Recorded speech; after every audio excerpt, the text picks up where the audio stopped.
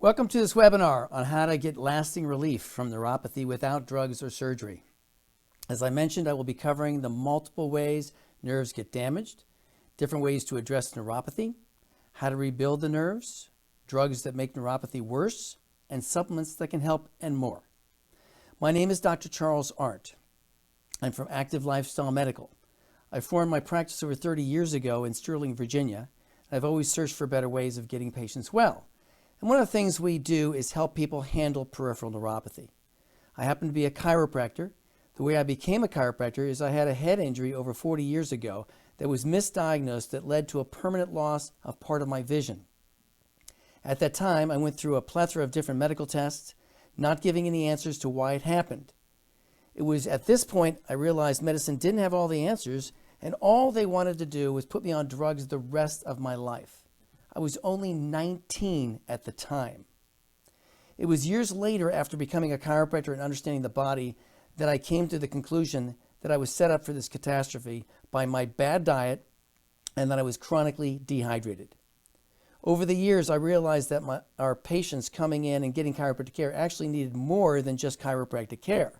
So we added nutrition, functional medicine, and a Get Healthy to Lose Weight program because so many people are pre-diabetic or diabetic, which is absolutely devastating to the body if not treated properly.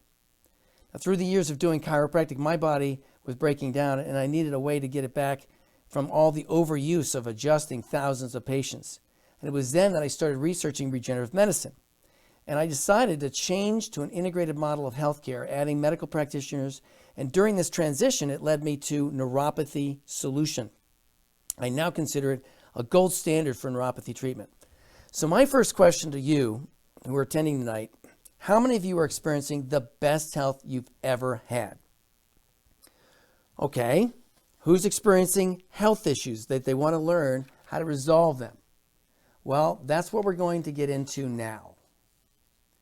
But seriously, who here would like to feel 60 to 100% relief from your pain and numbness without using drugs or surgery? Now, some of you are wondering, how did we become so effective at neuropathy? That's a really good question. My search for a solution came upon by a doctor in California who was helping patients for years with a very progressive program. And I was already familiar with regenerative medicine and all the specific therapies. To resolve it made sense. This led us to using the program we now have with great results. First, I want to congratulate for taking action, for taking the first step to claim your life back. For every person that's here, there are 1,000 others with neuropathy that are happy to just take pills for their pain or continue to ignore their numbness. If you're here, it tells me you're being proactive and are looking for another solution. Moreover, I want to commend you for having an open mind to learn about the latest options to get the results that you deserve. I honor you for taking that action and doing your research to find better option to heal your pain and numbness. Now, let's start talking about relief. In the next 60 minutes or so, I'm going to give you a step-by-step method for getting lasting relief from pain and numbness, tingling, burning, and cramping, all without taking dangerous pain medication and avoiding surgery. This talk is for you. If you have numbness or pain in your hands or feet, or you feel like walking on marshmallows or marbles. This talk is for you if you have burning or cramping in your feet or legs. This talk is definitely for you if you're experiencing tingling or pain in your hands. This talk is for you if you have symptoms in your neck, back, hip, knees, or shoulders. We find that a lot of patients come in experiencing joint pain in addition to neuropathy, which we can help with as well.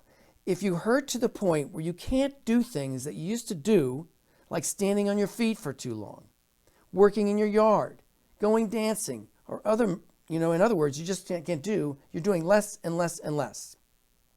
This talk is even if you have a little pain or numbness, but want to catch it early and not wait for it to get worse. So, you ready? So, after today, by the end of the talk, you're going to know the challenging truth of the standard treatment of care, what could be causing your pain, the documented dangers of neuropathy, proven methods for creating lasting relief, simple steps that can take on the road to feeling great again. I hope that sounds good enough for you, but let's start talking about the standard of care, the standard truth of treatment. How many of you are tired of taking medications every day? According to the 2014 study, the Institute of Healthcare Informatics found that people aged 65 to 79 receive more than 18 new prescriptions every year. This is a cover from Time magazine. You can see, I hope you can see what's on the cover. They ran a story on healthcare in America, and this is the cover story for the magazine. What the article says in June of 2015 is that U.S. citizens feel that they're being over-medicated and the country has been taking far too many medications, all of these being recommended by our doctors. More importantly, there's an epidemic addiction attacking our society today. I don't know how many of you feel that way, but I sure do. We are seeing concerning increases in diabetes, heart disease, and neuropathy. The healthcare statistics in the United States tells us that we're losing ground on these chronic conditions. The numbers are skyrocketing, going up very quickly. As a matter of fact, with conditions like diabetes, we're seeing younger and younger patients now. It used to be unheard of to see a 13 to 14-year-old with type 2 diabetes. Now it's an epidemic. The youngest documented case of type 2 diabetes was released in September of 2015. She was only 3 years old. Now, here's another cover of Time magazine in which the article discusses that we are literally drowning in medical costs. How much do you think we're spending in medical costs? What do you think? Well, here it is. According to the Centers of Medicaid and Medicare Services 2015, we're spending $3.2 trillion in medical costs. Wouldn't you agree that's outrageous? Now here it is. The U.S. consumes 75% of all medications made on the planet. And surprisingly, the U.S. only has 5% of the world's population.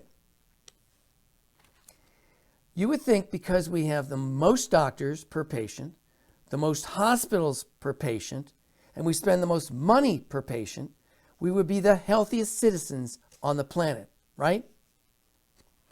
Well, here's the key question.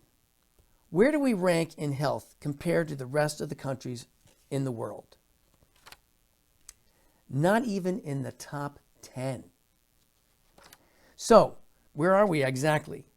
In 2015, the World Health Organization stated that we actually were number 37 after Puerto Rico. What does that tell you? It tells you we're not doing a very good job. We're not taking very good care of ourselves, and our system is actually failing us. Now, one system that is working in our emergency is our emergency medical system. Because if you have a heart attack or a stroke, or if you go to the hospital after a car accident, and you have to have a life-saving procedure, we do a really good job. What we're not doing a good job is taking care of chronic conditions. Now, what's the cause of all this? What's causing this, you know? You may be asking yourself, what is causing this? Well, do you know that in every household, we have 2 washing machines? One to wash the clothes and one to wash the brains. However, here's what is important to you. Advertising conditions us. This is called social conditioning, and it's impacting every person in this room, on this webinar. Do you know what I mean by this? Think about this. How often do you see a pharmaceutical commercial on TV? All the time. The drug companies actually spend over $4 billion on advertising. The commercials run for a minute. They spend 15 seconds telling you how great the medication is, and the remaining 45 seconds they tell you all about the side effects, and at the end of the commercial, they throw in a little message that says, now, go ask your doctor. You see, these commercials are very persuasive and designed to cause you to spend more money on drugs. There's only 2 countries in the world that allows pharmaceutical advertising on television. One is the United States, the other is New Zealand. Now, what are the most common culprits in advertising? Well, you may have heard of this one, Neurontin. It's also called gabapentin. This is the number one medication that doctors prescribed for neuropathy pain, and it's made by Pfizer. How many of you think Neurontin was made to treat neuropathy? It's actually an anti-seizure medication. It's for seizures. So what do you think a seizure medication is going to do for neuropathy? How do you think it works? It's a pain management medication. So it literally slows down your brain so you stop feeling the pain signals in your feet. It doesn't heal your nerves. It's not healing neuropathy. It's not keeping you from getting worse. What is it actually doing then? That's right. It's just masking your pain. The other is Lyrica. Lyrica is the same type of medication as Neurontin. If you've seen a Lyrica commercial before, you may have heard the phrase diabetic nerve pain. That's a trademarked marketing phrase created by Pfizer for Lyrica. In fact, Pfizer spent $246 million advertising Lyrica. It was second biggest advertising budget, second to Viagra. Now, treating pain with drugs is just like putting duct tape on your car to handle a problem. Nothing actually gets solved, right? It's common sense that we need to get to the root cause of the problem. Unfortunately, common sense is not always common practice, is it? What would you do if you saw this light on your dashboard? Right? You would see a professional. Exactly. You'd go to a mechanic. Then he's going to look under the hood. He's going to diagnose the problem and fix it. Now, I guess you could see the light going on the dashboard, and rather than taking it to the mechanic, you cover it up with a piece of tape and keep driving. Now that makes common sense, right? Let's just say you have burning or tingling in your feet and your hands, and you're having pain shooting down your leg or pain in your back, and you go to your primary doctor. What is he going to do most of the time? That's right. He's going to recommend a pain pill. Now, how is that going to fix your neuropathy? It's like cutting the wire to an alarm, a fire alarm, instead of finding out what's causing the fire. The cause is actually peripheral neuropathy. Let's talk about neuropathy. What is it actually? The definition is damage to or disease affecting the nerves. This can be associated with your feet, your legs, your arms, your hands, your back. It's quickly becoming one of the most common chronic diseases in the U.S. In fact, 8% of the U.S. population, or about 24 million people, suffer from peripheral neuropathy. Peripheral neuropathy can occur at any age, but the most common is older adults. 30% of diagnoses are linked to diabetes. So how do you know you have neuropathy? Well, what are the most common warning signs of neuropathy? Here they are: numbness, burning pain, cramping, sharp electrical shock-like feelings, prickling, tingling, balance problems with falls, can't sleep from foot pain. Having neuropathy is like an ordinary household cord. Can you see the insulation is damaged? This is like a nerve with neuropathy. It has damage. If that electrical cord powers your toaster, what's going to happen when you plug it in? It might just spark. It might short circuit. What does short circuit mean? It might work some days and not the other days. That's how neuropathy could be, especially in the early stages. Most people don't notice they have symptoms every day. What they don't realize is that they start getting it more frequently. As you know, this is a progressive disease. It only gets worse over time. This could be like a person who has numb feet. They can't feel the ground when it's not working. Or it could be like burning pain. It starts to happen maybe 2 or 3 times a week. Now it's every day. Now it's all day. And it's getting a lot more intense or more severe. These are the stages of nerve damage. The one at the top is normal. The yellow coating is called myelin sheath. It's like the insulation over that wire. It helps the propagation of the nerve impulses. Without it, the nerve starts to short circuit, and you start experiencing symptoms intermittently. You will notice you have blood vessels over the yellow myelin sheath. Those red capillaries feed the nerve covering with oxygen and nutrients to survive. Without it, the nerve dies. You can see in the second one down, there's a reduction of nerve or blood vessels, reducing the oxygen and nutrients to the myelin in the nerve. This is like a plant not getting enough sun and water. It can still be alive or living, but it's not as good as it should be. The third one down really has some problems, right? The blood supply is severely reduced and is starving the nerve to death. You can imagine what a plant would look like at that stage. The fourth stage is the nerve is dead. Just like a plant at this stage. It doesn't matter how much light you give it, how much Miracle Grow you give it, how much water you give it, it's not coming back. You have to pull it out. Now, diabetes is the #1 cause of neuropathy, but it's not the only cause. A lot of things cause damage to your nerve and cause neuropathy. This is the top 10 list. The high sugar damages the internal barrier of the blood vessels, and that's called the glycocalyx. It's a nice smooth layer. It protects the underlying cells. If it gets damaged, this allows damage to that inside cellular inside cells of the capillaries. You can have the same thing happen if you're pre-diabetic.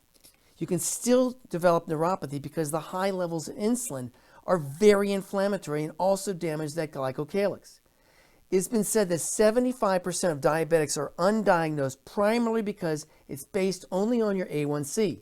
You can have hyperinsulinemia, meaning too much insulin in the blood, with a totally normal A1C. #2 on the list is poor circulation, not getting enough blood supply to the peripheral nerves, which is the same or related to the same thing we just talked about.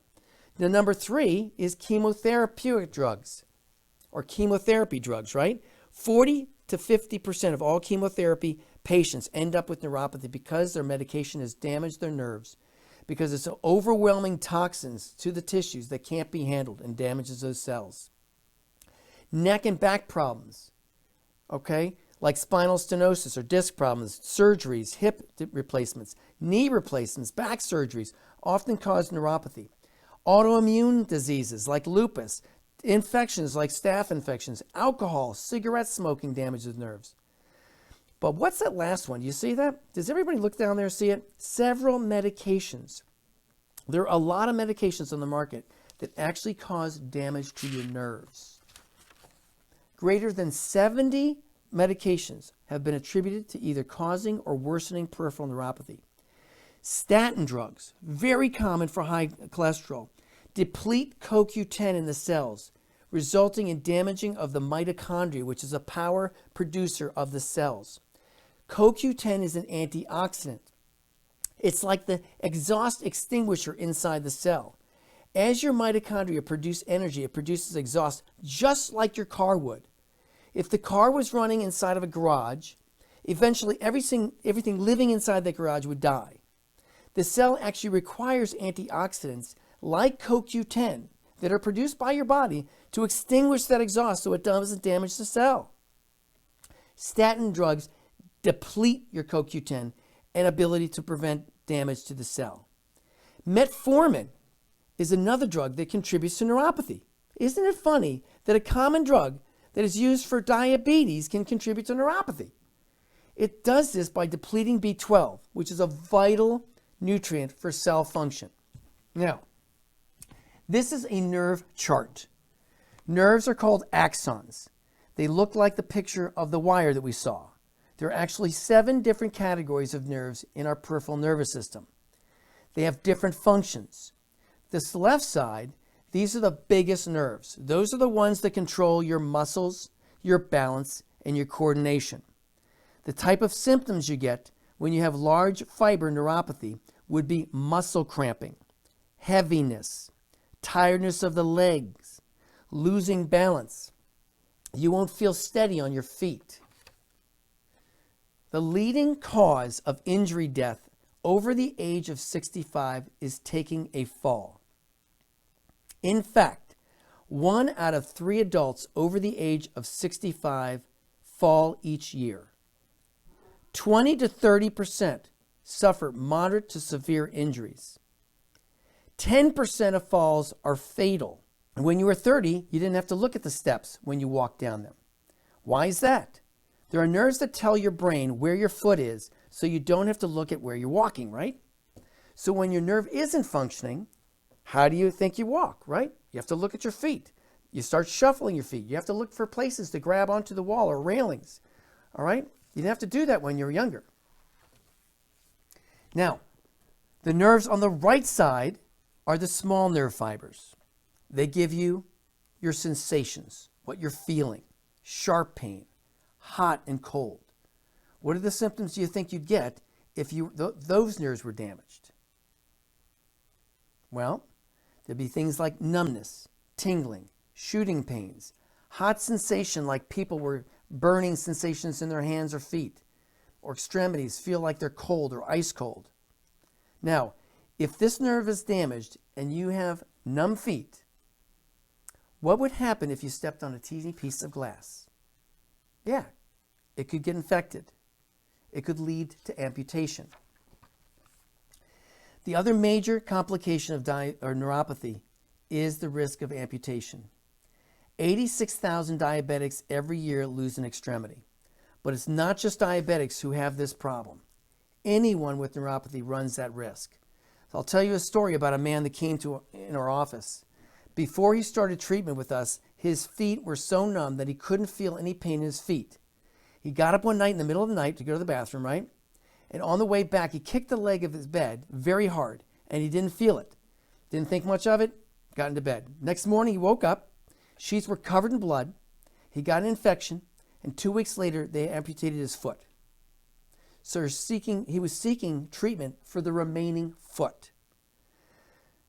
Something I tell our patients, okay, that who have numbness or anything like that, a lot of times people discount it, okay, but I tell them to wear shoes. Don't ever go barefoot. People may get stuck with a sense of hopelessness at the prospect of losing part of a limb and mobility. This is not meant to scare you, but it's the harsh truth that we see in our office. This is the potential risk of the disease and something you should know when you're deciding to take action, what kind of action to take regarding your neuropathy. Now, one of the biggest fears seniors have is losing their independence, whether it's not being able to walk or live independently or having their driver's license revoked. This picture was taken at a restaurant where another doctor was doing a talk on neuropathy. He let me use this picture. The lady was coming to see the seminar and thought it would be a great idea, right, to park inside the lobby of the restaurant rather than the outside. She couldn't feel the brake pedal. She said, I thought I had my foot on the brake and I hit the gas instead and ended up inside the restaurant. Well, fortunately, no one was hurt, but she missed a few people inside. And she didn't have any pain in her feet, just numbness. Having numbness in your feet is a dangerous form of neuropathy. Some patients downplay it because they have numb feet because it doesn't hurt. But the consequences can be devastating, not only to you, but also to others as well. So, what are your choices? Well, you could do nothing, right? Or you could choose to get more drugs to mask the symptoms. Or you could even get referred to a neurologist. If your primary doctor isn't very comfortable treating neuropathy, he will refer you to a neurologist. Many of you may have already gone to a neurologist. Some of them are going to run nerve tests, right, to confirm that you have neuropathy. Then they give you more medications, typically the same ones we already discussed. This is what I hear from my patients on a daily basis. My doctor told me there was nothing I can do about it. I'm just going to have to live with it. Now, who here has heard that before, right? I tell you. Well, here's what happens when you just live with it. Tell me what's happening. If you look up at the top left-hand corner, you see that toe? What's most likely happening here? There's an infection, right? And it's a gangrene infection. You know, if you look at that. That thing is dead. They're going to have to take that off. If neuropathy gets worse, sufferers start sitting a lot more. They start becoming less active. They're more sedentary. They stop doing activities they love to do. They don't get any exercise. They keep their heart healthy. They start staying at home and start getting depressed because they want to do things, but they can't. I talk to patients like this every day. It's very depressing because they see their whole quality of life diminishing. So doing the same thing over and over and over and expecting different results is basically, as Einstein said, it's really pretty much insanity. But I want you to know there's some good news, right? The National Institute of Health says peripheral nerves have the ability to regenerate as long as the underlying nerve cell has not been killed. So what does that mean, not been killed? It means if you wait too long to where the nerve's dead, it can't be helped. So when should you take action? Note, this is a progressive disease. But my question is, when you look at this, there's the top one's a healthy nerve, and the bottom, there's a nerve that's damaged beyond help. When do you think is the best time for action? That's correct. It's between 2 and 3. That's exactly right. And you want to catch the disease as early as possible to have the best outcome. Now, the first thing we do is stop the bleeding. You have to identify why your body is not healing. This may require some blood work or other testing, looking for the source of the cause of the problem. Once you've identified those things, you want to change those things that are causing the damage, right? And then start to repair the damage, all doing those different things. You can't repair until the fire's out. It's impossible to heal the body when you have multiple factors working against you. You need all vectors working in the same direction, at least the majority to overcome the odds. I hope that makes sense to people. Now, there's 5 steps to feeling better. 1, change in lifestyle. 2, decreasing systemic inflammation. 3, rejuvenating the microcirculation. 4, stimulating the nerves. And 5, activating through therapy. These are the 5 key steps I found to be able to heal neuropathy. Lifestyle changes. I'll tell you, lifestyle changes are hard, but it's your lifestyle that got you into this mess. Fortunately, it can help you get out of it.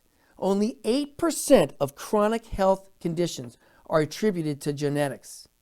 Lifestyle influences 92% of chronic health condition outcomes.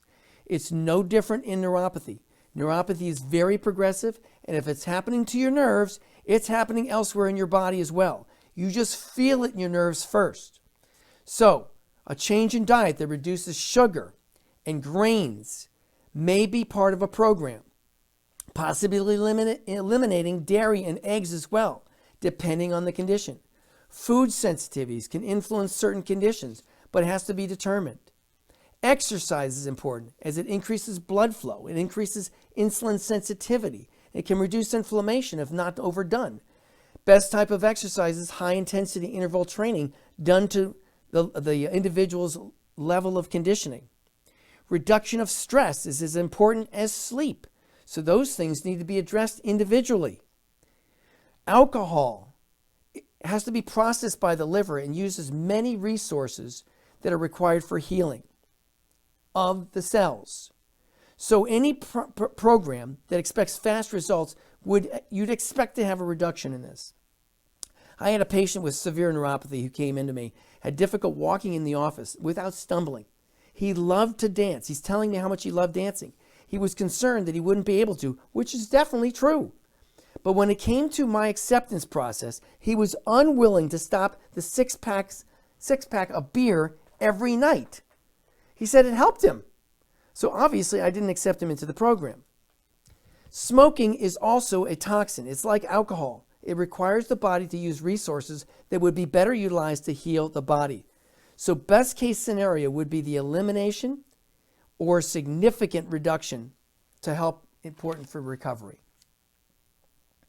Epigenetics is the study of how lifestyle and environment influence your genetic expression without changing anything in your DNA. Epigenetics helps explain how gene expression is modulated by your health, lifestyle and environment factors.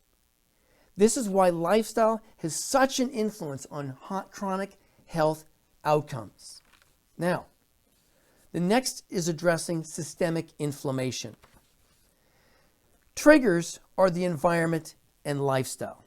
Fuels are drugs and nutritional deficiencies. More than 200 different drugs deplete magnesium, potassium, B12, zinc, folic acid, and others cause depletion of other vital nutrients. Oxidants are the exhaust that's produced by cellular production, energy production, right? They have to be extinguished. If they don't get extinguished, they result in chronic systemic inflammation. Chronic systemic means all over the body inflammation, resultant in tissue damage. All tissues, not just the nerves. Every cell, tissue, and organ in your body is damaged by that. So, how do we decrease inflammation? Well, there are multiple ways of decreasing inflammation. Taking anti-inflammatory drugs is not one of them. We already discussed diet and exercise.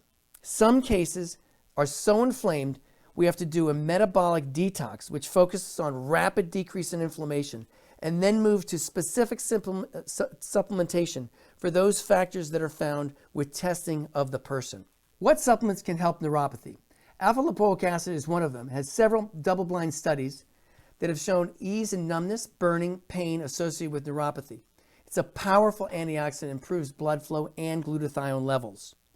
B12, one of the most critical nutrients for proper nerve function. It helps repair and maintain healthy myelin, critical for healthy nerves. Benfotiamine is a fat-soluble form of B1. The nerve cells are fat, so it's a type of B vitamin that can get right into the nerve tissue. Multiple studies have shown demonstrated reduction in neuropathy pain as well as improved sensation with the use of benfotiamine. Folic acid or folate has been shown to significantly improve the function of endothelium and normalizing blood flow to the nerves. CoQ10, like we talked about before, is an antioxidant, protects the mitochondria cell or mitochondrial cell membrane from damage. Glutathione, which is another major antioxidant in every cell that's used up with higher toxic burden, like smoking and alcohol and chemotherapeutic drugs. These are just a few of the supplements that can help neuropathy. The thing is, you have to realize many people have deficiencies in other cofactors and enzymes that'll not allow them to have proper utilization of nutrients from supplements. Now, the next thing is to rejuvenate the microcirculation. How do we do that? Well, how do we do it? We do it by this. I'm going to go back. So how do we increase blood flow? This is the first therapy that you will experience. It's called neurolight therapy, and it's designed to increase circulation and start growing new blood vessels, and can immediately start decreasing pain.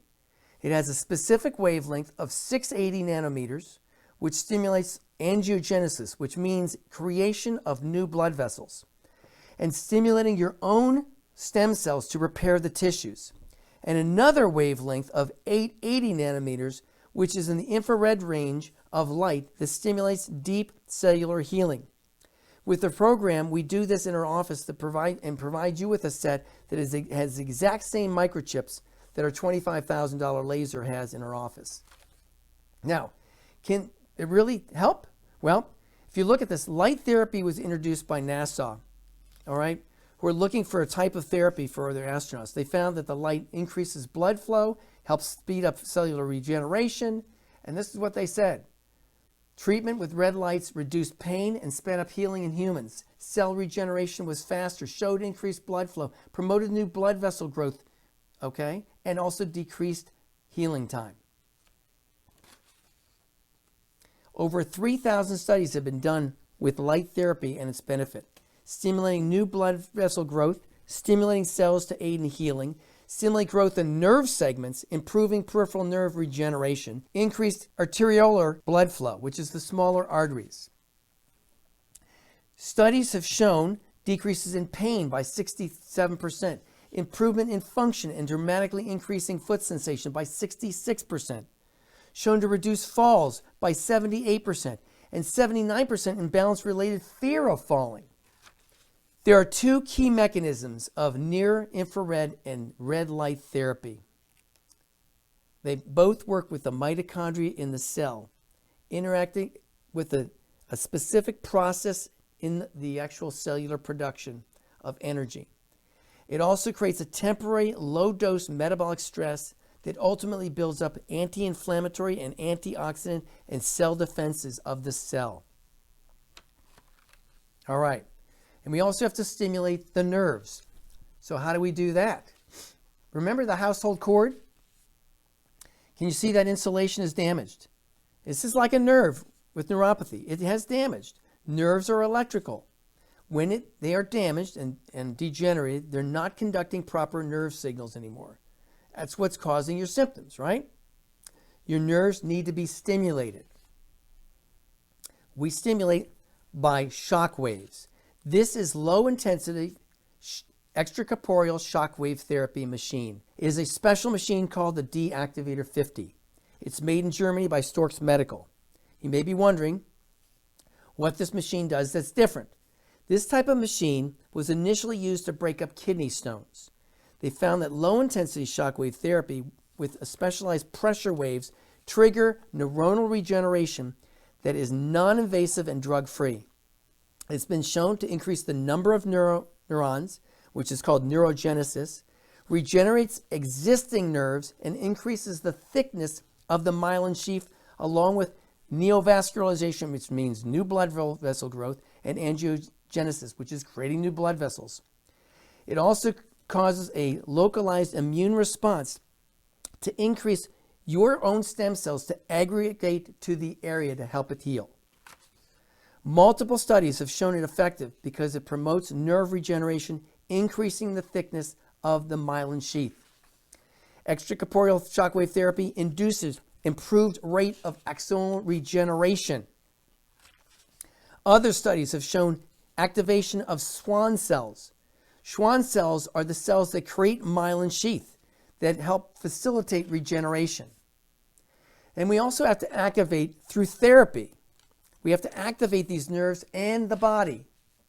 This therapy has been shown not only to lower A1C, but to significantly improve balance and muscle strength. And we use this along with balance exercises instructed in our office to be done at home to rehabilitate the nerves. Studies have shown an overall lowering of risk of falls. Whole body vibration decreases risk fall by stimulating the large nerve pathways that are responsible for balance and proprioception. That's awareness of the position of one's body, and improves health-related quality of life. Another study shows the same thing helps with balance and helps reduce fall risk. Here's another study that shows improvement in balance and muscle strength. We use that to increase conditioning in the office. It showed improvement of hemoglobin A1C, most likely because of the improvement of the insulin sensitivity. And yet another study showing improvement of balance and reduction of fall risk in type 2 diabetics. Now, you must be asking yourself, why doesn't my doctor know about this? Well, that's a really fair question. According to the Journal of American Medical Association study, it takes over 23 years for information that has been researched to actually get into clinical practice.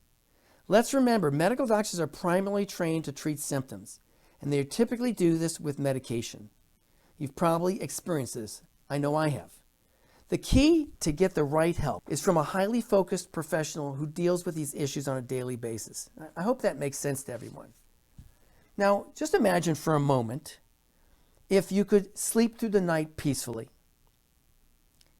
walking with confidence and feeling steady again, taking drips and enjoying family outings again, feeling like you're 10 years younger. Who would like to feel like those feelings again? Why would you want to feel better? Now, I think it's really important when patients start a program like ours or working for self-improvement that they have a goal. They have a reason why they want to get better beyond just getting relief from symptoms. What do you want to get back? What are the things in life that you're losing out on? Hiking, maybe playing with the kids and grandkids, going on trips and not having to depend on a walker, being able to drive again. Set a goal. What do you want to be able to do again? So what do you do from here? Now, if you're interested in finding out if this program is right for you, or if you only attended the webinar to get some information, which I hope you did, I totally understand, and that's totally fine.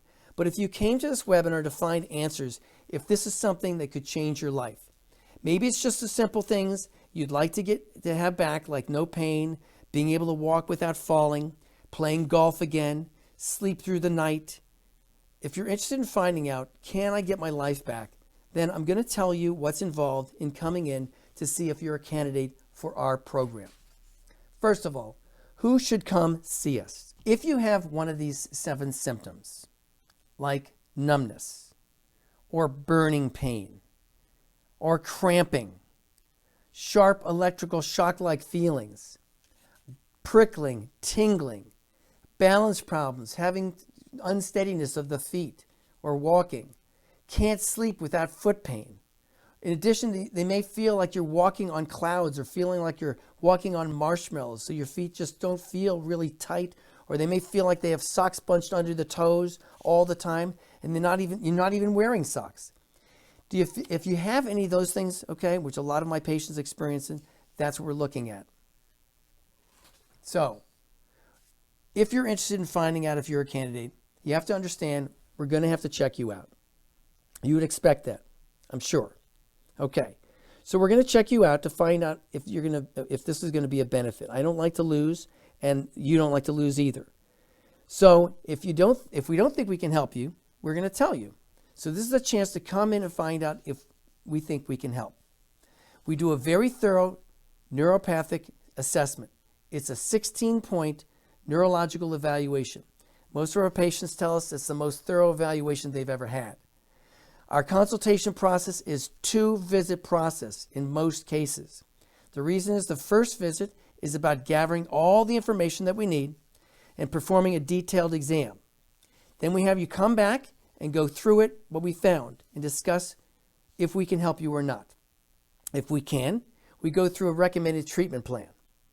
Not everyone I see on the first visit is set up for a second visit. Sometimes we know immediately that they aren't in the right place. Some patients come in and the neuropathy is too far gone and there's nothing we can do about it for them. Okay? So, when you come in, you're going to be doing a consultation, a 16-point examination, and x-rays if needed, depending on the situation, which is normally $280. That initial examination is regularly $280, and that's what most people pay when they come in. If you want to come in, if you want to schedule tonight, we're going to do all of that for $57. Now, that $57 is going to hold your appointment, and you'll check you out for $57, which would normally cost the $280. But there's a couple catches with that, and I want to tell you about those right up front, okay? The catches are, you're going to have to schedule today after the webinar. You're going to have to schedule sometime in the next 7 days. And you have to pay today. So you're going to have to schedule today, you're going to have to pay today, and you're going to have to schedule sometime in the next 7 days. Those are the criteria to get that price. Now I want to tell you what the purpose of this appointment is, okay? The purpose of this appointment is for you to come in and find out if you're a candidate. I wouldn't expect you to come in to find out what color the office is, right? All right, I'm expecting you to come in because you want to find out if this is going to help you. That's what you're looking to find out. So if you're coming to get a second opinion, that's not what this is for. We're here to try to help you avoid drugs and reverse the progression of the condition if that's your goal in coming in.